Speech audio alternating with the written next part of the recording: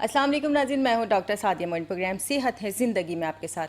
नाज़रीन, हम हर इतवार शाम 4 से 5 बजे इस प्रोग्राम में आपके साथ होते हैं, क्योंकि इस प्रोग्राम में हम आपको बताते हैं मुख्तलिफ डिजीज़ के बारे में डिटेल से, यानी किसी भी बीमारी होने की वजूहात, उसकी अलामात, इसके इलाज, मौलजे, उसके टेस्ट और इसके साथ साथ ग़िज़ाई एहतियाती तदाबीर के बारे में। क्योंकि इस प्रोग्राम में हम आपकी मुलाकात कराते हैं पाकिस्तान के मशहूर डिजीज़ स्पेशलिस्ट से, और वो आपको मुख्तलिफ डिजीज़ के बारे में डिटेल से बताते हैं। आज का जो टॉपिक हमने डिसाइड किया है वो है डायबिटीज़, ज़ियाबतीस यानी शुगर का मर्ज़। और ये वो मर्ज़ है जो बहुत तेज़ी से पाकिस्तान नहीं बल्कि पूरी दुनिया में फैल रहा है। और इस टॉपिक पे बात करने के लिए आज जो हमारे साथ हमारे गेस्ट मौजूद हैं वो कंसल्टेंट डायबिटोलॉजिस्ट हैं। हमारे साथ मौजूद हैं डॉक्टर उबैद अहमद हाशमी। अपने मोअज़्ज़ज़ मेहमान को खुशामदीद करते हैं। जी अस्सलाम वालेकुम डॉक्टर साहब, क्या हाल है डॉक्टर साहब? खैरियत से? बहुत शुक्रिया आपकी आमद का। नाज़रीन, डायबिटीज़ का मर्ज़ एक ऐसा मर्ज़ है जब किसी शख्स को ये मर्ज़ हो जाता है तो इब्तिदा से लेकर और जब तक वो इस मर्ज़ का शिकार रहता है या उसकी पेचीदगियों को, इसके अलामात को या उसके इलाज मालेजों को कैसे मेंटेन करना होता है, ये सारी हम डिटेल जानेंगे डॉक्टर उबैद अहमद हाशमी से। उनकी तरफ चलते हैं। डॉक्टर साहब, सबसे पहले तो मैं आपसे ये जानना चाहूँगी कि ये डायबिटीज़ का मर्ज़ है क्या, इस पर बताइए। डायबिटीज़ का मर्ज़ जो है उर्फ़ा में जैसे शुगर का मर्ज़ कहते हैं, ये इसमें इसको हम मेडिकली मेटाबॉलिक डिसऑर्डर बोलते हैं। अच्छा। मेटाबॉलिक डिसऑर्डर में एक हार्मोन है पेंक्रियाज जो कि इंसुलिन बनाता है, और वो एक वाइटल ऑर्गन है इंसुलिन बनाने वाला। या इंसुलिन की डेफिशिएंसी हो जाए किसी वजह से, या इंसुलिन के फंक्शन में कोई रुकावट आ जाए जिससे हम रेजिस्टेंस बोलते हैं, या कुछ और अवामिल जिसकी वजह से ब्लड शुगर बढ़नी शुरू हो जाए, तो ब्लड शुगर बढ़ती है, यूरिन में शुगर आनी शुरू हो जाती है, और उसकी वजह से फिर उसके कंसिक्वेंसेस होते हैं। तो और पे आम में इसको डायबिटीज़ की बीमारी कहते हैं। ठीक है। अच्छा डॉक्टर साहब, डायबिटीज़ होने की बहुत सारी वजूहात हैं डेफिनेटली। जो एक मेन कॉज हम कहें कि हमें नहीं पता, जिसकी वजह से वरना इलाज तो दरियाफ़ हो चुका होता, क्योंकि बहुत सारी बीमारियां ऐसी होती हैं जिनको एक क्योर किया जा सकता है लेकिन मुकम्मल तौर पर वो क्योरेबल नहीं होती। लेकिन तो ये डायबिटीज़ की जो होने की बहुत सारी वजूहतें हैं, तो इनमें से कुछ हमें आप बताएंगे कि किस वजूहत की बिना पे होते हैं? सही। अब ये दो तरह की डायबिटीज़ हमारे यहाँ के दुनिया भर में है, एक टाइप 1 एक टाइप 2, जिस पे हम आगे बात कर लेंगे। तो टाइप 2 ज़्यादा कॉमन है, यानी 100 में से 97 98 केसेज जो हैं वो टाइप 2 डायबिटीज़ के होते हैं, राइट। अच्छा। और 1% या उससे भी कम या उसके आसपास जो है वो टाइप 1 के होते हैं। तो टाइप 2 चूँकि बहुत ही कॉमन है। अब टाइप 2 डायबिटीज़ यूजुअली 20 25 30 साल के बाद होती है, और उसमें जो एसोसिएटेड रिस्क फैक्टर्स हैं, या तो ओवरवेट होगा आदमी या ओबीस होगा। और हमारे यहाँ पाकिस्तान, हिंदुस्तान, बांग्लादेश के अंदर हमारे यहाँ फैमिली मैरिजेस बहुत हैं, हमारे यहाँ कज़न मैरिजेस बहुत हैं। तो फैमिली हिस्ट्री का बहुत बड़ा कंपोनेंट अच्छा, मॉरिशियस का बड़ा काम है बहुत है, इसलिए कि ठीक हमारे यहाँ ठीक। फैमिली मैरिजेस बहुत हैं। तो 25% जो है शादियाँ हमारी कज़न मैरिजेस हैं। तो एक फैमिली हिस्ट्री का कॉन्सेप्ट हो गया, फिर ओबेसिटी और ओवरवेट का कॉन्सेप्ट हो गया। तो ये जो चीज़ें हैं ये अब तक की फाइंडिंग्स में ये बहुत बड़ा रिस्क फैक्टर्स हैं। उसके अलावा सेडेंटरी लाइफ स्टाइल के, हम अब गाड़ियों से ज़्यादा जा रहे हैं, पैदल कम चल रहे हैं, एक्सरसाइज कम कर रहे हैं, और ज़्यादा मशीनरी का इस्तेमाल कर रहे हैं, हमारी मूवमेंट कम हो गई है, मोबाइल पे ज़्यादा बैठ रहे हैं। तो हमारी सेडेंटरी लाइफ स्टाइल होगी, और हमारा जो खाने का स्टाइल है जिसमें रॉ वेजिटेबल्स ख़त्म हो गई हैं, इवन फ्रूट्स भी ख़त्म हो गए हैं। हम लोग जो है वो जंक फूड्स खा रहे हैं हमारे बच्चे, या हम लोग कढ़ाइयाँ खा रहे हैं, फ्राइयाँ, या हम लोग जो है वो हाईवेज़ पे जाके खाने खा रहे हैं जो मुरगन बहुत हैं, ज़्यादा खा रहे हैं, रात को खा रहे हैं, देर तक खा रहे हैं, एक्स्ट्रा एनर्जी ले रहे हैं जिससे हम वेट पुट ऑन कर रहे हैं। स्पेशली ख़वातीन हमारी जो हैं, अगर उन पर नोट किया जाए, एक स्टडी हुई थी कोई 10 12 साल 15 साल पहले, कि कद के हिसाब से वजन, जिसको हम बीएमआई कहते हैं, बॉडी मास इंडेक्स, कोई ख्याल नहीं है उस चीज़ और का। एक जो है पेट निकलना। जी जी जी। तो ये आपको दिलचस्पी की बात मालूम होगी कि ओबेसिटी में भी ख़वातीन आ गई हैं, और एब्डोमिनल ओबेसिटी में भी ख़वातीन आ गए। और आपको सुन के मज़ीद हैरत होगी कि तकरीबन 65-70% का बीएमआई नॉर्मल से ज़्यादा है, और 95% का एब्डोमिनल सर्कम्फ्रेंस ज़्यादा है। तो ये जो है डायबिटीज़ का बहुत बड़ा यानी फैक्टर है कि ये, और यूजुअली हमारे यहाँ जो ख़वातीन हैं शादी से पहले उनके वज़न 45-50 केजी होते हैं, और एक आध बेबी होने के बाद वो 5-10 साल में उनका वज़न 55 60 65 70। हाइट वही है, लेकिन ये है कि वो वज़न पुट ऑन कर लिया तेज़ी के साथ, तो एक रिस्क फैक्टर बहुत बड़ा जमा हो गया। फैमिली हिस्ट्री पहले ही है, अब्बा को या अम्मी को या भाई को या मामू को शुगर है, प्लस वेट पुट ऑन कर लिया, तो ये दो बड़े रिस्क फैक्टर हैं। प्लस खाने का स्टाइल और एक्सरसाइज की कमी, ये 4-5 चीज़ें। बहुत ज़्यादा अहमियत के अमल। नाज़रीन अगर हम बात करें कि जो हम ये प्रोग्राम करते हैं और हमारे पास ये जो डॉक्टर्स आते हैं, ये स्पेशलिस्ट होते हैं उस डिज़ीज़ के। देखिए बात क्या होती है कि हम जब कभी भी किसी से इन्फॉर्मेशन हासिल करने की कोशिश करते हैं तो हम बड़ी मुश्किलों से ये मालूमात हासिल कर पाते हैं। और हमारा इस प्रोग्राम को करने का मकसद ही है कि हम बहुत सारी बातें और बहुत सारी आपकी सवालात को एक छोटे से टाइम में कवर करने की कोशिश करते हैं। जो डॉक्टर उबैद अहमद हाशमी जिस तरह बता रहे हैं, तो इन चीज़ों को याद रखिएगा, खुद भी इस चीज़ से अपने आप को बचाइए और दूसरों को भी बचाने की कोशिश कीजिए। असल में बात की डॉक्टर साहब ने क्या बताया कि हमारा लाइफस्टाइल बड़ा इंपॉर्टेंट है। इसमें सबसे बड़ी बात क्या है कि हमारा जो कवानीन कुदरत से जो हम हटते जा रहे हैं, ना हमारे सोने जागने का टाइम हमने बना रखा है, ना ही हम टाइम पे खाते हैं, और हम मुरगन ग़िज़ाओं की तरफ, फास्ट फूड की तरफ, जंक फूड्स की तरफ ज़्यादा हैं, जबकि सब्जियां, दालें और जो गोश्त होता है, चिकन का हो, मटन का हो या बीफ का हो, वो भी हमें प्रॉपर मिकदार में खाना चाहिए। तो इन सब चीज़ों को मद्देनज़र रखते हुए कि हम आए अपनी सेहत को बरकरार रख सकते हैं। तो जिस तरह डॉक्टर साहब ने बताया कि एक ऐसा ऑर्गन अल्लाह ताला ने बनाया है जो बड़ा नाजुक सा है और एक लीफ की शक्ल में होता है, उसका बैलेंस ख़राब होने की वजह से या फंक्शन डिस्टर्ब होता क्यों है, और जब होने लगता है उससे पहले की क्या अलामत है, यानी डायबिटीज़ होने से पहले पेशेंट को क्या अलामत आती हैं, ये हम जानते हैं डॉक्टर साहब से। कि डॉक्टर साहब सवाल तो आपने सुन ही लिया तकरीबन, तो अब ये मुझे बताइए कि जब किसी को शुगर हो रही होती है या इसका फंक्शन जो पेंक्रियास का डिस्टर्ब हो रहा होता है, इंसुलिन की डिस्टर्बेंस शुरू होती है, तो क्या अलामत आना शुरू होती हैं? अच्छा, अब ये आप प्री डायबिटीज़ की बात कर रही हैं ना, कि डायबिटीज़ अभी हुई नहीं, प्री डायबिटीज़, तो ये भी बड़ा अच्छा सवाल है कि आपको ये जान के हैरत होगी कि अभी 2-3 ट्रायल पाकिस्तान में स्टडीज़ हुई थी। एक 2017 में पब्लिश हुई, एक 2018 में पब्लिश हुई, और जिस पे बड़ी हॉट डिबेट भी बड़ी होती रही, जिसमें ये बताया गया कि हमारे यहाँ एवरी 6th या एवरी 4th आदमी डायबिटिक है। अच्छा। एवरी 6 एडल्ट्स में जिनकी उम्र 20-25 साल से ऊपर है, उनमें एवरी 6 या एवरी 4th डायबिटिक है। अच्छा, अब उसमें से आधे के करीब लोग ऐसे हैं जिनको डायबिटीज़ का पता भी नहीं है। अच्छा। अनडायग्नोज डायबिटीज़ है। और अगर 25% हम मान लें, 16 या 20 या 25% डायबिटीज़ है, तो 13% ऐसे हैं जिनको प्री डायबिटीज़ है। अच्छा, ऑलरेडी मौजूद है, पता मतलब नहीं उनको है। बॉर्डर लाइन डायबिटीज़ है, नॉर्मल नहीं है। यानी हम ये कहते हैं कि भाई ब्लड शुगर 100 तक नॉर्मल होनी चाहिए। 100 से 125 एक ग्रे एरिया है, जिसमें हम कहते हैं कि ये बॉर्डर लाइन है। अब आप खतरे की घंटी बज गई है। 125 क्रॉस के लिए 126 हो गई, अब डायबिटीज़ है, फास्टिंग ये फास्टिंग की बात है, राइट। इसी तरह नाश्ते के 2 घंटे के बाद या खाने के 2 घंटे के बाद 140 नॉर्मल है, और 140 से 200 के दरमियान ये बॉर्डर लाइन है। और 200 क्रॉस कर ली किसी ने वंस या ट्वाइस, तो वो अब डायबिटिक है, राइट। तो रैंडम में 140 से 200 के दरमियान और फास्टिंग में 100 से 125 के दरमियान, ये क्लास 13% मुख्तलिफ स्टडीज़ में पाकिस्तान में शो हुई है। अच्छा, तो यानी एक तो डायबिटीज़ ही पहली बहुत है, अनडायग्नोज बहुत है, और फिर ये 13% वेटिंग एरिया है। यानी अब जो प्री डायबिटिक हैं उनका फ्यूचर क्या है? Ultimately more than 50% with in 5 to 10 years ultimately diabetic हो जाएंगे। सेकेंडरी में आ जाते हैं। हाँ, और जो ठीक है। रिमेनिंग 50% है, 25% वो वहीं रहेंगे, और जो रिमेनिंग 25% या उससे कम है वो शायद नॉर्मलाइज हो जाए। तो एक बहुत बड़ी तादाद प्री डायबिटीज़ की। अब प्री डायबिटीज़ की कोई अलामत नहीं है।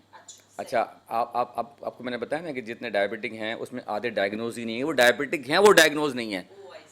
तो जो डायबिटिक हैं ही नहीं, जो बॉर्डर लाइन है, वो कहाँ से डायग्नोज होंगे? हाँ, वो ऐसी किसी ने चेक कर ली, किसी का इंश्योरेंस पर्पज से चेक हुआ, किसी का मेडिकल चेकअप से चेकअप हुआ, किसी का कोई सर्जरी होनी थी चेक हुआ, तो इसलिए अदरवाइज तो, या घर में मामू चेक कर रहे तो मैंने चेक कर ली, या अम्मी का चेक हो रहा तो मैंने चेक कर ली तो पता चल गया, या कोई फ्री कैम्प लगा हुआ था तो वहाँ चेक कर लिया तो पता चल गया कि भाई ये तो नॉर्मल नहीं है, बॉर्डर लाइन है। कोई अलामत उस वक्त नहीं होती। लेकिन वो तो रिस्क फैक्टर्स हैं कि फैमिली हिस्ट्री है जी, फैमिली हिस्ट्री मौजूद है, आपका वज़न नॉर्मल से ज़्यादा है जी, नॉर्मल से ज़्यादा है, ख़वातीन में प्रेगनेंसी में डायबिटीज़ कभी बढ़ी थी जी, वो मौजूद है, और कॉन्कॉमिटेंट या साथ साथ एसोसिएटेड आपके लिपिड डिसऑर्डर तो नहीं है जी, कोलेस्ट्रॉल बढ़ा हुआ है। अच्छा। या ब्लड प्रेशर तो साथ में नहीं है जी, ब्लड प्रेशर ही बढ़ा रहता है। तो कुछ चीज़ें आपको एसोसिएटेड मिल जाती हैं। तो ये चीज़ें हैं कि जो टेस्ट से और इन्फॉर्मेशन से मिलती हैं, अलामत हमें उस लेवल पे। अच्छा, अब आपने ये तो प्राइमरी डायबिटिक की बात की, और जिस तरीके से डॉक्टर साहब अगर वो पेशेंट कंफर्म डायबिटिक हो गया, फिर वो आपको क्या सिम्टम्स देता है? अब कंफर्म डायबिटीज़ भी ऐसा है ना कि अब किसी को तो इतनी बढ़ गई है कि अलामतें आनी शुरू हो एंड आप वो वाली नॉर्मल अलामत बताइए जो हमारे नाज़रीन भी जानना चाहते हैं, कि जो हर शख्स अपना खुद से मायना कर सकता है, वो वाली बताइए। देखिए, ये हम अगर आज से 25 साल पहले चले जाएं तब अलामत की बात थी। आपने शायद सुना हो कि वो पेशाब में चूटियाँ लगीं तो मुझे शक हुआ कि जनाब शुगर है। अब वो ज़माना अलामत का नहीं है। अब अलामत जिसमें आती है वो तो समझें आप कि बहुत ही डॉक्टर नालायक साहब असल में वक्त इतना ज़्यादा मतलब फास्ट फॉरवर्ड चला गया है, समझ लें एजुकेशन बढ़ गई है, सोशल मीडिया पे इतनी ज़्यादा हमें मालूमात मिलने लगी कि एक आम से आम बंदा भी समझता है कि अब मुझे आगे से क्या होने वाला है, मतलब एक कुदरती तौर पे नहीं मरीज महसूस करता कि मुझे कुछ चाहिए। ये प्लीज़ ज़रा बताइए। हाँ, लेकिन ये है कि मैं बताऊं कि जो अब जिसकी अलामत पे शुगर मालूम है वो बहुत ही नालायक आदमी है। बिल्कुल। यानी इस ज़माने में हर किस्म की चीज़ें मौजूद हैं, घर में कोई ना कोई डायबिटिक मौजूद है। और फिर मैं अल मुस्तफ़ा में 30 साल से काम कर रहा हूँ, खुद मैंने कोई हज़ारों कैंप किए होंगे संडेज़ को छुट्टी के दिन जाके कि फ्री शुगर हो रही है, फ्री ब्लड प्रेशर, कि भाई इस तरह के कैंपिंग, और हमारे बहुत सी पुलिस करते हैं ये कैंप्स, जाके चेक करा लें, ब्लड प्रेशर चेक करा लें, वज़न चेक करा लें, कोलेस्ट्रॉल चेक करा लें, शुगर टेस्ट करा लें, फ्री हो रही है। एक अपॉर्चुनिटी है, वरना घर के अंदर कोई फैमिली मेम्बर है आप चेक करा लें, वरना मेडिकल चेकअप वैसे ही करा लें। और अगर आपको वज़न बढ़ा हुआ है या आपके कोई और प्रॉब्लम है तो आपको चेक कराना चाहिए, लेकिन अक्सर लोग इस हिदायत को जो है वो कर देते हैं। अब अलामत ये है कि मैंने कहा ना, जो नालायक किस्म का, ये नहीं उसका वज़न भी बढ़ रहा था, वो कमज़ोर भी हो रहा था, लोग भी देख रहे हैं कि कमज़ोर हो रहे हैं, फिर भी टेस्ट नहीं करा रहा, फिर भी नहीं बॉदर मतलब वो कर रहा। मजीद डर गया, अब नहीं करा रहा है डर गया, और वो पता चला कि अब 400 शुगर निकली पहली बार, अल्लाह 450 शुगर निकली, 500। तो अलामतें 400-500 पे आती हैं, 200-250 पे अलामतें नहीं आती हैं। हाँ, तो लिहाजा अगर 400-500 पे और अलामत के साथ कि 10 किलो वज़न गिर गया, रात को पेशाब के लिए बहुत उठना पड़ता है, प्यास बहुत लग रही है, या घर का कोई आदमी पकड़ के ले आया, भाई इनका वज़न बहुत गिर रहा है, अक्सर इनको चेक करो, तो मालूम हुआ कि जनाब इनकी शुगर 500 निकली, 550 निकली, 600 निकली, या पता नहीं कितनी निकली, 12। तो अलामत वाला तो बहुत ही नालायक है इस ज़माने में, जहाँ हर वक्त मीटर मौजूद है, हर वक्त इन्फॉर्मेशन मौजूद है, हर वक्त टेस्ट की और सहूलत मौजूद है। आजकल के लोगों में इतनी नॉलेज है कि हर कोई अपने आप को जज कर सकता है कि मैं पहले ऐसा था, मैं ऐसा हो रहा हूँ, ऐसी बात है ना। बिल्कुल। Definitely, बिल्कुल। और डॉक्टर साहब देखें, जब अब शुगर हो गई निकल आई अब, पर सबसे पहले मरीज साइकोलॉजिकल बड़ा डिस्टर्ब होता है, अब उसके लिए आप क्या करते हैं? खुद ही उसकी काउंसलिंग करते हैं या किसी साइकेट्रिस्ट से उसकी जो सिटिंग करवाते हैं? सही। अच्छा, साइकेट्रिस्ट है तो ये जो मरीज शुगर के हैं ना, ये 2 मौके पे हमारे पास आते हैं ज़्यादातर। अच्छा। 2 मौके पे, एक जब नई नई शुगर होती है कि एक बार डॉक्टर से मिलना ज़रूरी है, एक बार या 2 बार या 3 बार मिलना ज़रूरी है, या अच्छा वो जब पहली बार आते हैं ना तो कोई लेके आता है या खुद से आते हैं, खौफ होता है, शौक होता है, ये शुगर हो गई है, ये हो गया, वो हो गया। तो या वो जब वो सही हो गई थोड़ी सी, डॉक्टर ने काउंसलिंग की, कोई डाइट कंट्रोल की, कोई दवा इस्तेमाल की, सब्जेक्टिवली बेहतर हो गए, नंबर्स बेहतर हो गया, उसके बाद इत्मीनान हो गया, ऐसा इत्मीनान हो गया, फिर लोग 5 साल नहीं आते, 8 साल नहीं आते, वो 10 ये साल। समझते हैं कि अब जो उन्होंने दे दी ना, बस ये खाते रहो, सुकून से पीछे रहो। और जो है वो फिर उसके बाद कब आते हैं, फिर कोई बड़ा एपिसोड होता है कि भाई खुदा ना खास्ता, जैसे अभी भी एक पेशेंट देख के मैं आ रहा हूँ, मैंने उसकी फाइल देखी, 2 साल पहले मेरे पास वो आया था, उस वक्त भी HbA1c बहुत उसकी बड़ी हुई थी, दवाओं में एडजस्टमेंट की थी, कुछ सब्जेक्टिव शायद बेहतर हो गया होगा।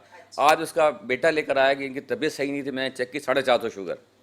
यानी ये पेशेंट या तो नया आएगा जिसको अभी भी हुई है, या फिर दूसरे वो लाएंगे उठा के। बहुत ही जब हाँ उसको उठाकर लाया जाएगा जब।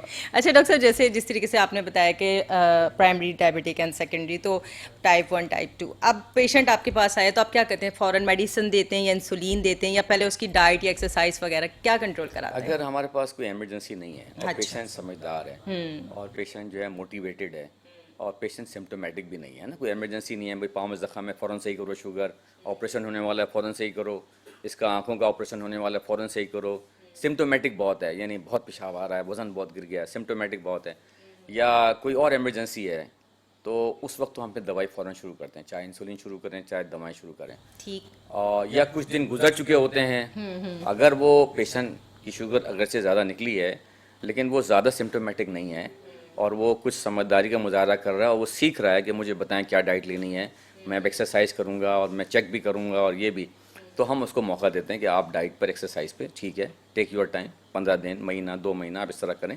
अगर आपकी ज़रा सा नीचे दर्जे की शुगर है, 200-250 तक है, तो ठीक है, इट्स ओके, सिम्टोमेटिक नहीं है। लेकिन अगर आप दरमियान में हैं और कंकॉमिटेंट ब्लड प्रेशर भी है या कोलेस्ट्रॉल भी है या कोई और प्रॉब्लम है, तो फिर कुछ ना कुछ मेडिसिन उसकी डे 1 पे शुरू करनी पड़ती है। और अगर सीवियर कंडीशन में है तो हमें फिर उसकी मेडिसिन भी शुरू करनी पड़ती है और हमें उसको फॉलोअप भी जल्दी बुलाना पड़ता है। ठीक है नाज़रीन करम, आज हमने जो टॉपिक डिसाइड किया वो शुगर का टॉपिक है, हम इस पे बात करें और इस पे कंटिन्यू इंशाल्लाह भी बात करते रहेंगे। आपके और हमारे दरमियान छोटा सा ब्रेक है, मिलते हैं ब्रेक के बाद। वेलकम बैक नाज़रीन, हम आपके साथ मौजूद हैं प्रोग्राम सेहत है ज़िंदगी में, और आज हम जिस मर्ज़ पे बात कर रहे हैं, शुगर का मर्ज़। ये वो मर्ज़ है जो पाकिस्तान समेत दुनिया भर में बहुत ज़्यादा तेज़ी से फैल रहा है, और ये ऐसा मर्ज़ है जो इंसान के सर के बाल से लेकर उसके पाँव के नाखून तक जिस्म को असरअंदाज करता है। ये कब किस अज़ा पे असरअंदाज कर दे, आँख हो या हमारे दिल, गुर्दे, फेफड़े या हमारा जिस्म का कोई भी अज़ा, वो इससे अफेक्टेड हो सकता है। तो आजकल का जो वक्त है, लोग बहुत पढ़े लिखे हैं, तालीम याफ्ता हैं, हमें अपने आप को खुद जज करना है और हमें इस मर्ज से अपने आप को खुद बचाना है। क्योंकि जो हमारे साथ हमारे गेस्ट डॉक्टर मौजूद हैं, consultant diabetologist doctor Ubaid Ahmad Hashmi, इन लोगों की नॉलेज बड़ी कीमती नॉलेज होती है। जब ये प्रोग्राम किया जाता है उसको हमेशा ज़रूर देखा कीजिए और याद रखा कीजिए, अपने लिए भी और दूसरों के लिए भी। देखिए बात क्या होती है, इल्म वो है जो दूसरों को भी बताया जाए और वो सदका जारिया है। तो आज हम जिस मौजू पे बात कर रहे हैं, शुगर का मर्ज, ये एक ऐसा मर्ज है कि अगर जब किसी को हो जाता है, उसके साथ हमें पहले तो ये डॉक्टर साहब ने बताया कि वो चेक कैसे हम करते हैं शुगर जो है ब्लड के ज़रिए भी, लेकिन बाज़ औक़ात इंसुलिन रेजिस्टेंट भी होता है पेशेंट के, वो उसकी इंसुलिन बन रही होती है लेकिन इस्तेमाल नहीं हो रही होती। ये हम जानते हैं डॉक्टर साहब से। डॉक्टर साहब, इस बारे में भी काफ़ी लोगों से हमने सुना है कि हमने ये वाला टेस्ट करवाया कि अमूमन सी पेप्टाइड होता है ये इंसुलिन रेजिस्टेंट का, कि आप जो है इंसुलिन सही बन रही है, यूज़ नहीं हो रही, ऐसी क्या वजूहत होती हैं? अब ये दो बातें हैं, सी पेप्टाइड एक अलग चीज़ है और इंसुलिन रेजिस्टेंस एक अलग चीज़ है। इंसुलिन अच्छा, रेजिस्टेंस जी, जो जी। है यानी कि इंसुलिन तो शायद बॉडी में है या थोड़ी सी कम है, लेकिन जो इंसुलिन मौजूद है वो इफेक्टिव नहीं है कि जितनी चाहिए। अच्छा, तो इंसुलिन रेजिस्टेंस यानी उसके फंक्शन में, उसकी सिक्रीशन में नहीं, उसकी फंक्शन में, जहाँ उसको फंक्शन करना चाहिए ब्लड शुगर कंट्रोल करने के लिए, सेल में ब्लड शुगर की एंट्री के लिए जो सबसे ज़्यादा इंपॉर्टेंट काम है, वो शायद नहीं कर पा रही है। तो वो उसकी हम क्लिनिकली कैसे जज करते हैं कि इसमें इंसुलिन रेजिस्टेंस है ना। इंसुलिन रेजिस्टेंस का एक होता है टेस्ट जो हम हर एक में नहीं कराते, लेकिन जो क्लिनिकली हम जज करते हैं ना, वो 3-4 चीज़ें हैं। अगर उसका वेस्ट सर्कमफ्रेंस बढ़ा हुआ है, अच्छा। खवातीन में 80 सेंटीमीटर से ज़्यादा, ये नेवल के ऊपर जो है जो साइज़ हम एब्डोमिनल सर्कमफ्रेंस कर लें, 80 सेंटीमीटर ज़्यादा खवातीन में और 90 से ज़्यादा मर्दों में, ठीक। करस्पॉन्डिंगली 32 इंच 37 इंच, इससे ज़्यादा अगर है तो ये एक फैक्टर हो गया। अगर उसके ट्राइग्लिसराइड, अगर लिपिड प्रोफाइल का टेस्ट कराएं और उसके ट्राइग्लिसराइड जो है वो 150 से ऊपर है, तो this is another risk factor. और अगर उसका एचडीएल जो अच्छा वाला कोलेस्ट्रॉल है, जिसको हम कहते हैं वो कार्डियो प्रोटेक्टिव है, वो 40 से कम है अगर, अच्छा, तो वो जो है वो भी एक इंसुलिन रेजिस्टेंस का क्लिनिकल पार्ट है। अच्छा, हाँ, फिर उसके साथ अगर ब्लड प्रेशर है 130/85 से प्लस, वो चौथा फैक्टर है। और अगर ब्लड शुगर फास्टिंग में उसकी बढ़ी हुई है तो ये 5वां फैक्टर है। तो 5 में से 3 भी मिल जाएं, जो कि अक्सर मिल जाते हैं, तो हम उसको कहते हैं कि इसमें इंसुलिन रेजिस्टेंस है। अच्छा, उसकी मुख्तलिफ शक्लें नज़र आती हैं। मिसाल के तौर पर एक बीमारी है जो हमारी खवातीन में पीसीओएस के तौर पर है, जी, जी। पॉलीसिस्टिक ओवेरियन डिजीज, वो भी इंसुलिन रेजिस्टेंस की शक्ल है। अच्छा, वो भी इंसुलिन रेजिस्टेंस की शक्ल है कि इंसुलिन बहुत है बॉडी में, जैसे कुछ नॉर्मल से ज़्यादा है। पीसीओएस की बात मैं 1 मिनट 2 मिनट करूँ कि जी, जी, पीसीओएस बिल्कुल जो है कीजिए जो डॉक्टर साहब। पीसीओएस हमारे यहाँ खवातीन में जो जिनके वजन थोड़े नॉर्मल से ज़्यादा हैं, उसमें पीसीओएस बहुत कॉमन है, 30-35 साल। और बिलुमूम उसमें रिपोर्टिंग कब होती है कि जब उनका शादी है और कोई बेबी नहीं हुआ, तो फिर वो मालूम हुआ कि सिस्ट हैं ओवरीज में, और साथ उनके जो साइकिल्स अल्ट्रासाउंड किया तो पता जी चला। हाँ, और जी, जी। साइकिल्स जो हैं उनके नॉर्मल नहीं हैं, और उनकी फर्टिलिटी ज़ाहिर है कि नहीं हुई, वो प्राइमरी जो है वो कंसीव नहीं कर सकी।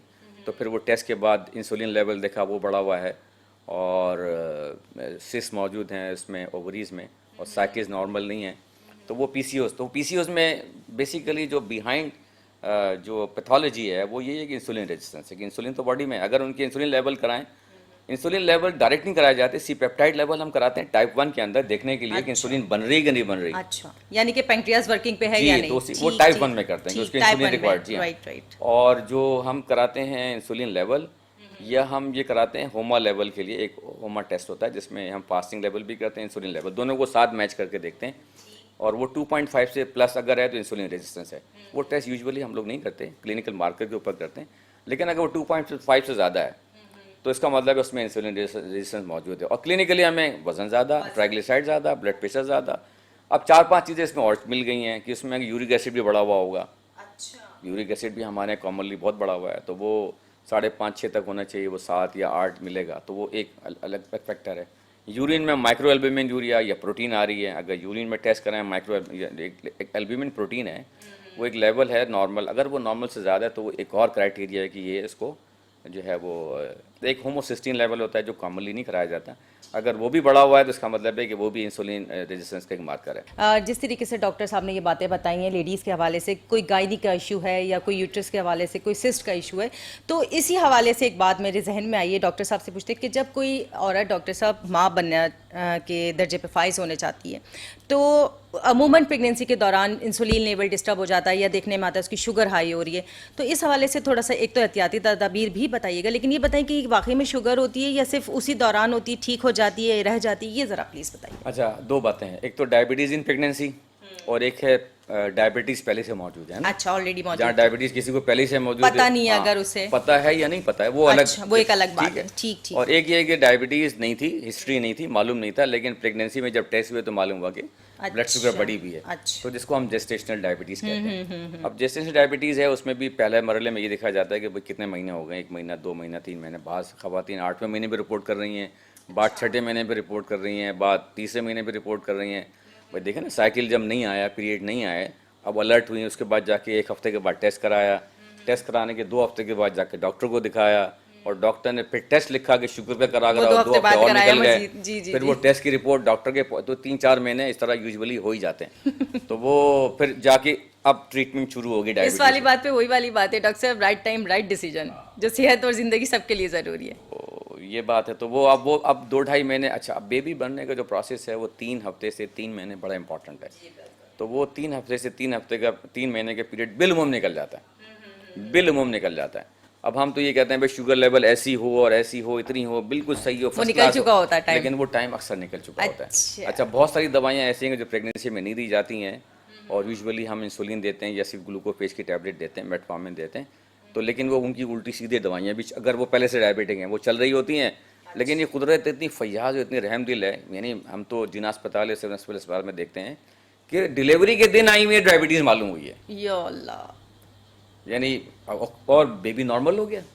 ये भी कुदरत की मेहरबानी है कि बेबी नॉर्मल हो उनके गया। शायद विल पावर बड़ी स्ट्रांग पता होती नहीं क्या है। है, कुदरत इतनी फैयाज है, इतनी मेहरबान है, तो वो निकल जाता है पीरियड के, भाई ये कंजेनिटल डिसऑर्डर हो जाएगा और प्रॉब्लम हो जाएगा, माँ को प्रॉब्लम हो जाएगा, होते हैं ऐसे प्रॉब्लम, लेकिन बिलीव मी कि 80-90% लोग इसके बावजूद नॉर्मल हो जाते हैं। अच्छा अच्छा डॉक्टर साहब, जिस तरीके से आपने बताया, तो ये डायबिटीज़ तो हाइपर हाइपो की भी कहानी होती है कि इसमें क्या होता है कि एक होता है डायबिटीज़ का ऐसा मरीज़ है जिसकी तो रहती ही बिल्कुल हाइपो साइड पर, एक है हाइपर वाला जो है ही 100%। ये बताइए थोड़ा अब सा। हाइपो जो है ना, बेसिकली ब्लड शुगर डाउन हो गई। अच्छा, तो डाउन होने का कोई फिक्स क्राइटेरिया नहीं है, बाद लोगों को 100 शुगर भी हो जाए तो उनको लो फील होता है, और बास की 40-50 भी होते, कहते हैं नहीं हम तो कुछ में फील नहीं होता। जी, तो हर एक ऐसे। की लेवल अलग है, लेकिन एक आर्बिट्रेरी के 70 से कम ना हो शुगर। तो हाइपोग्लाइसीमिया किसी को भी अगर है डायबिटिक को, तो वो दवा से ही होगा, अच्छा ऑटोमेटिक किसी को हाइपो नहीं होगा। अच्छा। सिर्फ डाइट कंट्रोल से हाइपो नहीं होगा, कि डाइट कंट्रोल से आपने मिठाई बंद किया, बाकी तो नॉर्मल खाना अच्छा, वैसे डॉक्टर साहब सॉरी आपकी बात काट रही हूँ, जिस तरीके से नॉर्मल बंदा है वो अपनी नॉर्मल डाइट खाता है, वो बस वो हर थोड़ी देर बाद अगर ये कंप्लेन करेगा आई फील शिवरिंग कि मुझे भूख लग रही है, मुझे शिवरिंग हो रही है, लेकिन इंसुलिन मतलब उसका डायबिटीज़ नॉर्मल है लेवल, वो भी तो ऐसे भी तो लोग होते हैं, उसमें फिर ये हाइपो की क्या वो है, क्या हाइपोग्लाइसीमिया अब वो उनका है? अगर एक नॉर्मल आदमी हाइपो की फीलिंग कर रहा है, और हाइपो डॉक्यूमेंट भी होना चाहिए। देखिए सब्जेक्टिव अच्छा। फीलिंग अलग है, अच्छा अच्छा। एक सब्जेक्टिव फीलिंग है मुझे हाइपो तो फील हो इसका रहा क्या वो होता है फिर रेशो? है। अक्सर जो केसेस 95% केसेस है ना, एंग्जाइटी वाले पेशेंट हैं, जिसको हम जनरलाइज एंग्जाइटी डिसऑर्डर कहते हैं, GAD कहते हैं, उसमें ये होता है कि मुझे लो फील होता है, और शुगर देख ली इत्तेफाक से वो 80 आ गई, 85 आ गई। वो तो वैसे तो ही वो बेहोश उन्होंने हो अपने जाता आप को है। मार्क कर लिया हुआ होता है कि अब मुझे हाइपो की बीमारी है। जी, तो जी। डॉक्टर साहब मुझे आप इसका बताएं, हालांकि नॉर्मल आदमी की शुगर 70, 80, 85 बिल्कुल ऐसी ही ठीक होती है। जी जी जी। तो वो उसको उधर, तो ये ज़्यादातर ये होता है। लेकिन अगर वाकई किसी को हाइपो की फीलिंग है नॉर्मल बंदे को, तो हाइपर इंसुलिनीमिया, इसमें इंसुलिन ज़्यादा बन रही है, तो वो तो बहुत ही रेयर है और ऐसा देखने में आता नहीं है। लेकिन फिर इंसुलिन का कोई कोई कोई खुदा ना खासा ट्यूमर तो नहीं बन रहा है ये अच्छा पेंक्रियाज में जो इंसुलिन ज़्यादा बना रहा है। ये एक अच्छा, बात हो ये सकती भी है एक ना, है। जाहिर है कि अगर इंसुलिन ज़्यादा बन रही है, हाइपो के अटैक हो रहे हैं, बार बार अटैक हो रहे हैं, लेकिन यूजुअली वो ऐसा होता नहीं है, बहुत रेयर, 1-8 मिलियन में कोई ऐसा केस हो तो हो। या फिर जो दूसरे हार्मोन हैं, यानी बॉडी में अगर 12-15 हार्मोन हैं, तो सिवाय इंसुलिन के बाकी सारे हार्मोन का काम ब्लड शुगर बढ़ाना है। अच्छा एड्रेनलिन, नॉरेड्रेनलिन, कॉर्टिसोल, ADH, ये जितने भी ग्रोथ हार्मोन, जितने भी हैं हार्मोन, जी, TSH, जी। सबका काम ब्लड शुगर बढ़ाना है। और सिर्फ वाहिद इंसुलिन है जो वो ब्लड शुगर को कम करती है, नॉर्मलाइज करती है। तो ये सोचना ही पड़ता है कि भाई इंसुलिन शायद नॉर्मल है, लेकिन बाकी हार्मोन तो नहीं कम हो गए जो ब्लड शुगर को बढ़ाते हैं। ये कॉर्टिसोल तो कम नहीं हो गया, या जो ग्लूकागॉन है वो तो कम नहीं हो गया। तो एक बीमारी होती है जिसको हम कहते हैं एडिसन डिजीज़, रेयर है वो भी इतना, लेकिन फिर भी देखने में आती है। उसमें ऐसा होता है कि ये हार्मोन सारे के सारे कम हो जाते हैं। अच्छा। हाँ, हमने और ऐसे इंसुलिन की डिस्टर्बेंस की वजह से ये सर। इंसुलिन नॉर्मल है, अच्छा। लेकिन ब्लड शुगर जो है नॉर्मल है। ये खिला रहे हैं फिर भी नॉर्मल, फिर भी लो जा रही है, फिर भी लो जा रही है। अच्छा हाँ, तो फिर हमें उसमें स्टीरॉइड का इस्तेमाल करना पड़ता अच्छा है। अच्छा अच्छा डॉक्टर साहब, जैसे आपने डायबिटीज़ की हम बात करेंगे, तो ये हर उम्र के लोग में हो जाती है, चाहे बच्चे हों, खवातीन हों, बिल्कुल, बूढ़े हों, या फिर हमें किसी भी एज का नहीं, नहीं, इंतजार हर करना उम्र, है? हर ये उम्र। जरा सा प्लीज़ हमारे मैं तो नाज़रीन को न्यूबॉर्न बताइए। बेबी से लेके मेरे ख्याल में 90 के एज तक मैंने देखा, यानी न्यूबॉर्न बॉर्न बेबी उसको डायबिटीज़ हो गई, 6 महीने का अच्छा। बच्चा है डायबिटीज़ हो गई, और 90 तक मैंने देखे हैं बिल्कुल। अच्छा अच्छा डॉक्टर साहब, क्या जिस तरीके से बहुत ज़्यादा अब होने लगा है लेकिन बहुत कम इसकी जो है वो कामयाबी के केसेस कह सकते हैं लिवर ट्रांसप्लांट जैसे, तो क्या पैंक्रियास का भी ट्रांसप्लांट होता है? कुछ ऐसा है, मैंने आजकल एक न्यूज़ सुनी थी किसी हमारे ही पाकिस्तान के शहर की, कि वहाँ ये किया जा रहा है काम पैंक्रियास ट्रांसप्लांट के। पेशेंट का पैंक्रियास या तो बदल दिया या उसको एक्टिव कर दिया कि इंसुलिन लेवल सेट हो गया। ये सही बताइए जरा please। हमारे मुल्क में तो बहुत से एक्सपेरिमेंट होते रहते हैं, पता नहीं जी, क्या जी, क्या जी, बदलते हैं जी। लोग। इसीलिए मैंने ऑन एयर आपसे ये सवाल किया। डॉक्यूमेंटेड और साइंटिफिक तो कोई मुझे नहीं, इसकी कोई एविडेंस मुझे मालूम, अलबत्ता दुनिया में है, लेकिन जिस ज़्यादातर एक्सपेरिमेंटल चीज़ें हैं। यूजुअली ऐसा होता है कि जब खुदा ना खास्ता किसी की किडनी ख़राब हो जाए, डायबिटिक पेशेंट की किडनी ख़राब हो गई, जो बहुत कॉमन है, तो वो डायलिसिस करते करते आखिरकार ट्रांसप्लांट पे आता है कि किडनी ट्रांसप्लांट डोनर से मिल जाए तो ट्रांसप्लांट कर लें। तो ये ख्याल होता है कि ये किडनी बड़ी कीमती चीज़ है जो कहीं से बड़ी मुश्किल से मिली है, तो अगर डायबिटीज़ कंट्रोल नहीं हुई तो ये किडनी भी इसका किडनी खराब हो सकता है। अच्छा। तो ये सोचा जाता है कि जब इसका ट्रांसप्लांट हम कर ही रहे हैं, क्योंकि कोई भी ट्रांसप्लांट जब होता है तो कुछ दवाएं दी जाती हैं जिससे उसका इम्यून सिस्टम सप्रेस हो जाता है, इसको इम्यून सप्रेसेंट ड्रग बोलते हैं। तो ये उस वक्त ये ख्याल होता है कि जब ये हम कर रहे हैं तो पेंक्रियास का भी हम ट्रांसप्लांट कर दें, किसी डोनर से, कैडेवर से या कहीं से मिल जाए, तो हम इसका पेंक्रियास भी कर दें ताकि इसकी शुगर का मसला भी हल हो जाए और किडनी का मसला भी हल हो जाए। लेकिन ये केसेस जो हैं ये बहुत ही चंद हैं डेवलप कंट्रीज़ के अंदर हैं, और ये पहले की कॉस्ट है कि कम से कम 40-50 लाख रुपए खर्च आते थे।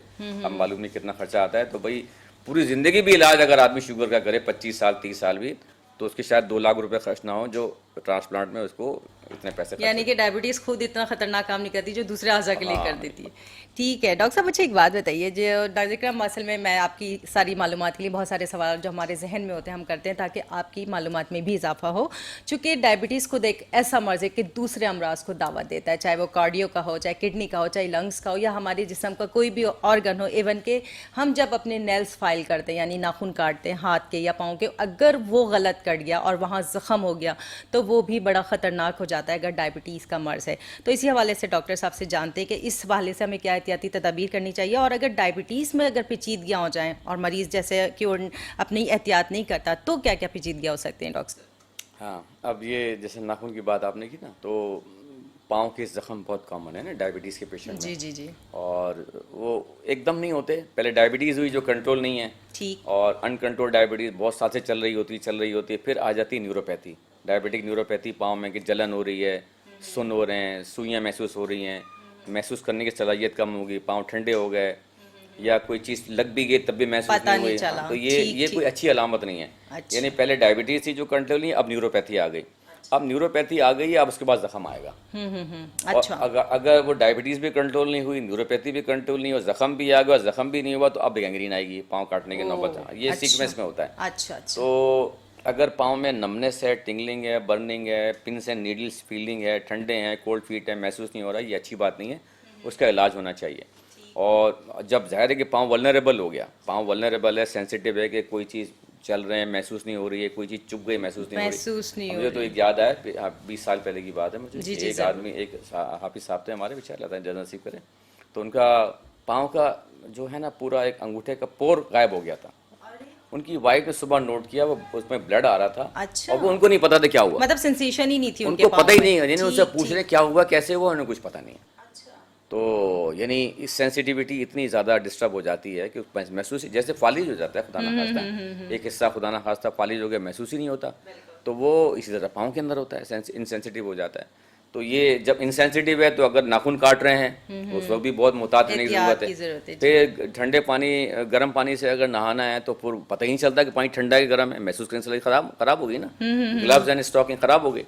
तो इसलिए कहा जाता है भाई या तो कोहनी से महसूस करें या किसी और से पैसे पहले जो महसूस करवाएं कि पानी आपके लिए मुनासिब है या नहीं, वरना ब्लिस्टर बन सकते हैं, बर्निंग हो सकती है। ठीक, बिल्कुल बिल्कुल। तो ये पाँव की बात है, वरना हार्ट भी, किडनी भी, आंखें भी मुतासर हो सकती हैं इंशाल्लाह।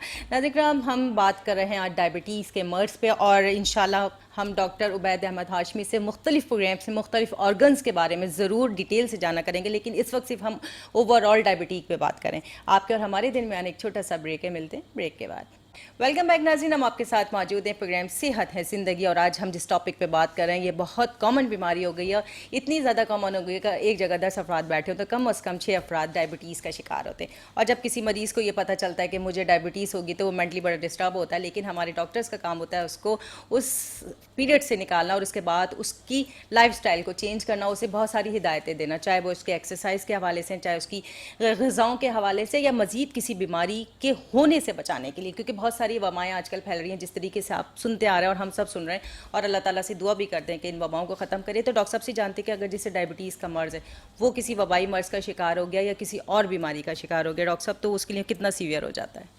हाँ, अगर किसी को डायबिटीज़ है और उसको अगर कोविड हो गया खुदा ना खास्ता, या उसको नमोनिया हो गया खुदा ना खास्ता, उसको हार्ट अटैक हो गया खुदा ना खास्ता, या उसको कोई एब्डोमिनल कोई इन्फेक्शन हो गया, कोई पाँव में ज़ख़म हो गया खुदा ना खास्ता, तो वो ज़ाहिर है कि वो 3-4 गुना ज़्यादा सीवियर हो जाता है।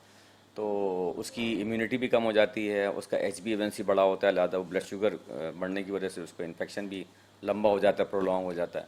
आमतौर पे जो इन्फेक्शन 5 दिन में सही हो जाते हैं वो 8 दिन में, 10 दिन में। अभी 2 साल में जो हमने देखा कोविड के अंदर हमने ये देखा कि बहुत से लोग जो थे उनको पता भी नहीं चला, हुआ और ख़त्म हो गया। जी जी जी। बहुत से लोग 4-5 दिन में लौट पोट के सही हो गए। जी जी। बाज़ लोग जो है पैनाडोल खा के, वो सन्ना मक्खी और फलाने इस चीज़ें खा के सही हो गए।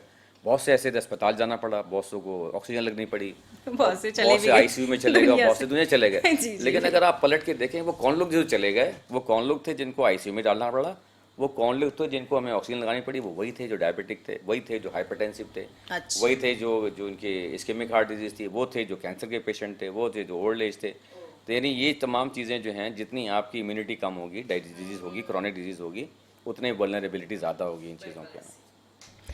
नाज़रीन कराम, जिस तरीके से डॉक्टर साहब ने बताया कि अगर डायबिटीज़ ऑलरेडी मौजूद है, कोई भी बीमारी हो जाती है तो वो सीवियर हो जाती है इसकी वजह से। तो अब पहले तो अपने आप को हर कोई जज करे।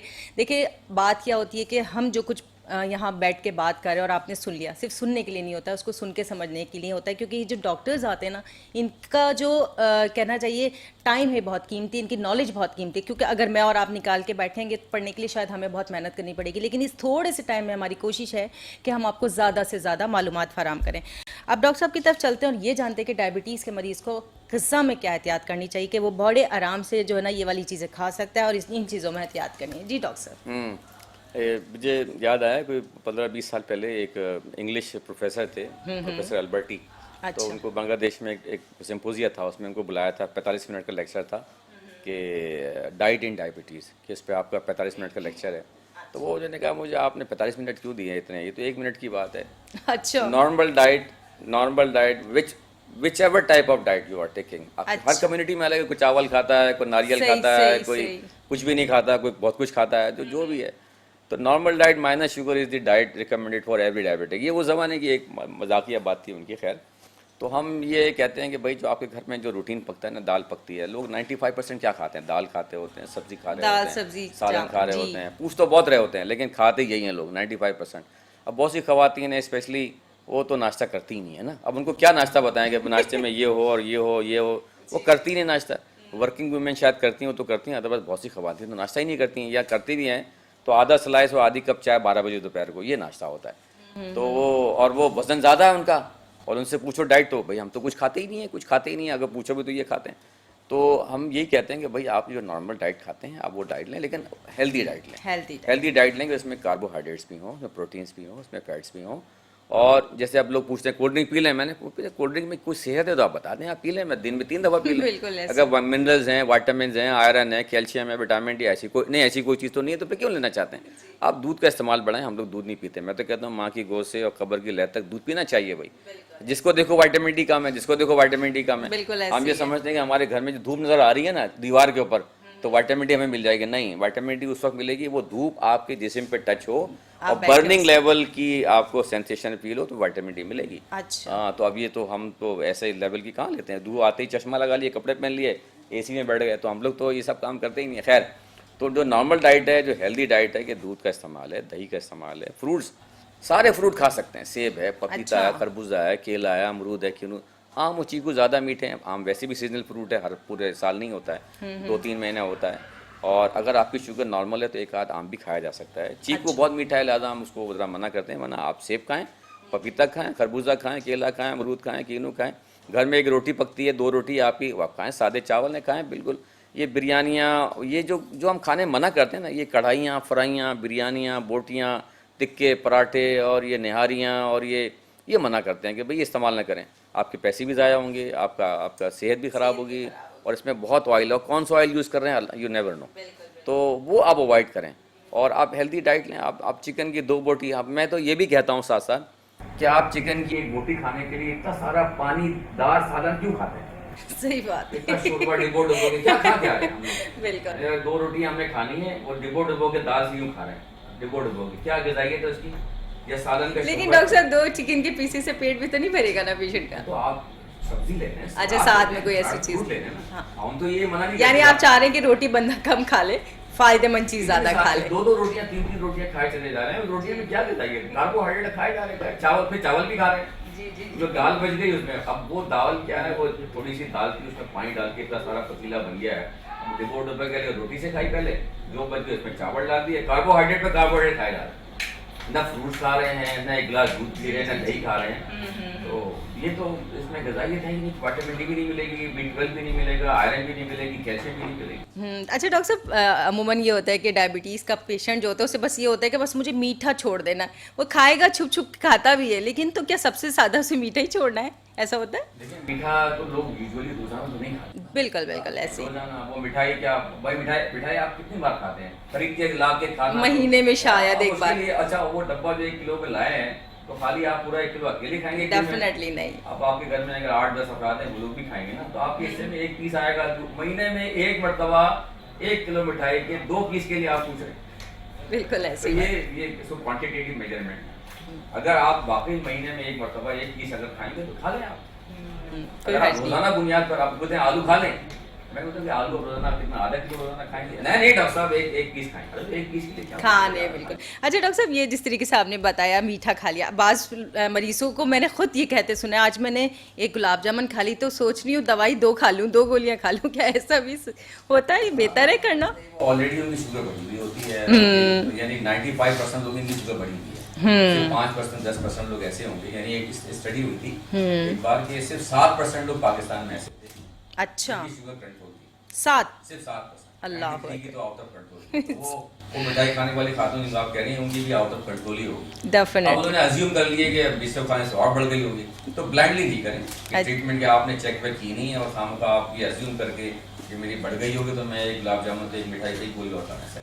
ठीक है। अच्छा डॉक्टर साहब, हमारे क्योंकि प्रोग्राम का अख्ताम की तरफ है टाइम, ये बताइए कि मरीज़ को आपसे, यानी आप जैसे बात है डायबिटोलॉजिस्ट हैं, बहुत सारे आपके पेशेंट्स होंगे, कब कब कंसल्ट करते रहना चाहिए? मैंने शुरू में कहा था कि एक बार पेशेंट हमारे पास शुरू में आता है, खुद से आता है, और एक बार उसको लाया जाता है जब उसकी शुगर या कोई खतरनाक चीज़ होती है, तो हम उससे ये कहते हैं भाई आपकी शुगर के लिए जो आपने इंपॉर्टेंट मेजर हमें बताए वो आपने लिए हैं, डाइट कंट्रोल कर रहे हैं, एक्सरसाइज कर रहे हैं, मॉनिटरिंग कर रहे हैं, दवाएं इस्तेमाल कर रहे हैं, अगर आप वो सब कुछ कर रहे हैं, सब्जेक्टिवली बेहतर महसूस कर रहे हैं, HbA1c करते हैं, हमारे पास 3 महीने बाद आई है, पास को हम कहते हैं 6 महीने बाद आई है, बहुत अच्छी है, पेशेंट मोटिवेटेड है, एजुकेटेड है, उसके प्रोफाइल से ही आप साल बाद आइए, और पास को हम कहते हैं जब जरूरत हो जब आइए।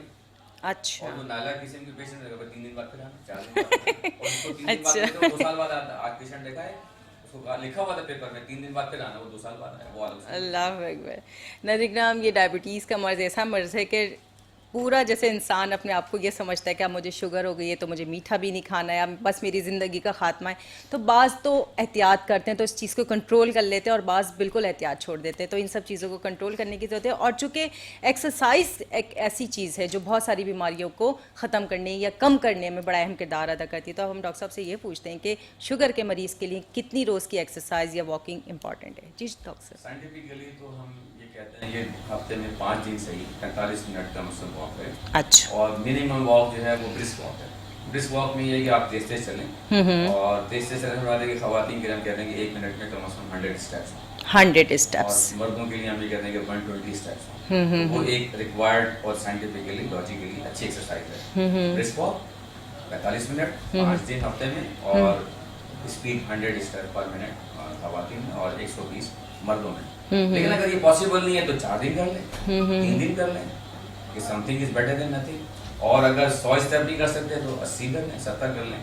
लेकिन लोग जो है वो क्या करते हैं कि एक्सरसाइज के नाम पे जाते तो हैं पार्क में, बैठ जाते हैं। वहाँ जाके गपशप मारते हैं, मतलब मैं अपनी बात कर रहा हूँ, फजर की नमाज के बाद हमारे जो सोसाइटी के लोगों का ग्रुप है, जी जी। सब नमाज पढ़ते हैं, 2 चक्कर लगाकर बैठ के 2 घंटे हम लोग वहाँ पर गपशप कर रहे होते हैं। तो ये नाम होता है कि रोजाना एक्सरसाइज करते हैं, तो ये नहीं सही है। वैसे साइकिल चलाने का बहुत अच्छा है कि साइकिल चलाएं, और स्विमिंग अगर किसी को अवेलेबल है, गर्मी का सीजन है, स्विमिंग सबसे बेस्ट एक्सरसाइज है, स्पेशली जिनके आर्थराइटिस है, जॉइंट वाइंट भूल गए, जो नहीं चल सकते और एक्सरसाइज नहीं कर सकते, उनके लिए स्विमिंग बहुत अच्छी चीज़ है, अगर वो स्विमिंग करें। अच्छा डॉक्टर साहब, जिस तरीके से आपने कहा कि हम 2 चक्कर लगा के बैठ जाते हैं, बहुत सी खवातीन भी होती हैं जैसे ओल्ड एज हैं या जेंट्स हैं, वो अगर एक साथ नहीं कर सकते 15 मिनट या आधा घंटा, तो उनके लिए 2-3 हिस्सों में करें बेहतर है। इस हवाले से थोड़ा बताइए। तो ठीक है कि वो दिन में 2 दफ़ा उसको डिवाइड कर लें, तो सुबह कर लें, कोई दोपहर कर लें, कोई रात कर लें, और जिस दिन छुट्टी का दिन है उसको थोड़ा सा बढ़ा लें। अगर वो 3 दिन नहीं कर सकें तो बाकी दिनों में इसको बढ़ा लें। अच्छा, और जिस तरीके से एक डायबिटीज का पेशेंट है, उसने रात को खाना खा लिया, एक बात भी मैं आपसे ज़रूर पूछना चाहूँगी कि रात के 8 या 9 बजे वो खाने खा लेता है और 12 बजे अगर वो सोता है, तो सोने से पहले भी थोड़ा सा कुछ ले ताकि एकदम इंसुलिन लेवल, मतलब उसका शुगर लेवल डाउन ना चला जाए।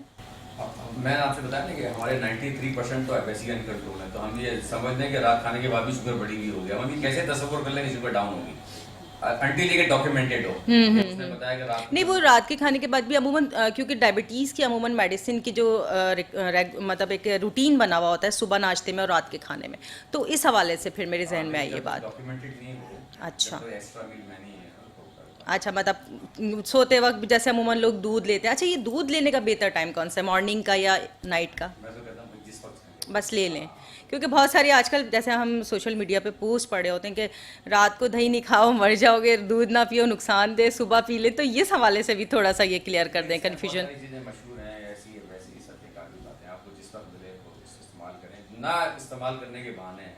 अच्छा। सुबह सेब खाना चाहिए निहार मुंह, और 4 गिलास 3 गिलास पानी पीनी चाहिए, कोई कहता है पिए, कोई कहता है ना पिए, ये सारी थोड़ी सी कन्फ्यूजिंग है। ठीक ठीक। साइंटिफिकली प्रूवन चीज़ कोई नहीं। अच्छा नाज़रीन, आज जिस टॉपिक पे हमने बात की है और डॉक्टर साहब ने हमें बड़ी डिटेल से बहुत सारी बातें बताई हैं, ख़वातीन के हवाले से, मर्दों के हवाले से, बच्चों के हवाले से, यानी ये शुगर का मर्ज़ एक ऐसा मर्ज़ है जो किसी भी उम्र में हो सकता है, यानी कि बच्चे को माँ के पेट से लेकर किसी भी उम्र में जाके ये शुगर का मर्ज़ हो जाता है। और बाज़ औक़ात जब ख़वातीन को प्रेगनेंसी का टाइम चल रहा होता है उस वक्त उनको बहुत ज़्यादा एहतियात की ज़रूरत होती है। और चूँकि आजकल का वक्त इतना ज़्यादा फास्ट है, यानी कि लोगों के पास तालीम बहुत है, एक दूसरे से मिलना मिलाना, एक दूसरे से बात करना, मालूमात शेयर करना, बहुत सारे ज़राए, तो हम इस वक्त अपने आप को बहुत सारी बीमारियों से ख़ुद बचा सकते हैं। ज़रूरी नहीं है कि आप हर थोड़ी देर बाद डॉक्टर के पास जा रहे हैं, हर 2 दिन बाद, हर 4 दिन बाद, या 6 महीने में आप अपना मुआयना कराएं, बिल्कुल करवाएं। अच्छा हाँ, एक मुआयने से बड़ी प्यारी बात याद है कि डॉक्टर साहब से ये पूछते हैं कि एक नॉर्मल पेशेंट को अपना मुकम्मल मुआयना कब करवाना चाहिए, कितने अर्से बाद कराना चाहिए, उसमें कौन कौन से टेस्ट शामिल होते हैं? जी डॉक्टर साहब। नॉर्मल आदमी को जी जी जी। नॉर्मल आदमी जो है अगर वो खुद नॉर्मल है जी, मतलब उसका वजन भी सही है, उसे कोई कंप्लेन भी नहीं है, और वो एक्टिव और हेल्दी लाइफ गुजार रहा है, और उसके जो माँ बाप हैं, जो बीजेड उसके जो लोग हैं वो भी हेल्दी हैं, तो कोई मसला नहीं। लेकिन चूंकि हमारे यहाँ घर घर डायबिटीज, घर घर ब्लड प्रेशर, डिसऑर्डर्स घर घर हैं, तो लिहाजा मैं तो ये कहता हूँ कि 25 साल के बाद से हर आदमी को कोशिश करे कि साल में एक मरतबा ज़रूर चेकअप करवा लें। एक बार करा लिया नहीं है तो अब 2 साल बाद करें, 5 साल बाद, ठीक। लेकिन एक बार जरूर 25 साल के बाद। और अगर कोई चीज़ डिटेक्ट हो गई है तो डॉक्टर के मशवरे से पीरियडिकली चेक कराते रहें। ठीक है, तो 25 साल के बाद ज़रूर कराना चाहिए। डॉक्टर साहब, हमारे प्रोग्राम का टाइम ख़त्म हो गया, बस 1 मिनट का टाइम, आप अपना कोई मैसेज देना चाहेंगे प्लीज़? मेरा मैसेज यही है कि जो पाकिस्तान की सबसे बड़ी ऑर्गेनाइजेशन है डायबिटिक एसोसिएशन ऑफ पाकिस्तान, जिसके हम सब मेंबर्स भी हैं, उसका एक मोटो है, एक ही मैसेज कि डायबिटीज़ इज डिसिप्लिन। अच्छा। उनका ये लोगो है डायबिटीज़ कि अगर आप डिसिप्लिन रखेंगे, बहुत से लोग ऐसे हैं दुनिया में कि जिनको आप कोई मसला हो, अगर वो डिसिप्लिन हैं, ऑर्गेनाइज हैं, वो मुल्क भी चला लेंगे, वो शहर भी चला लेंगे, वो अस्पताल भी चला लेंगे, वो सब कुछ चला लेंगे, और अपनी डायबिटीज़ को भी हैंडल कर लेंगे अगर डिसिप्लिन हैं, ऑर्गेनाइज हैं।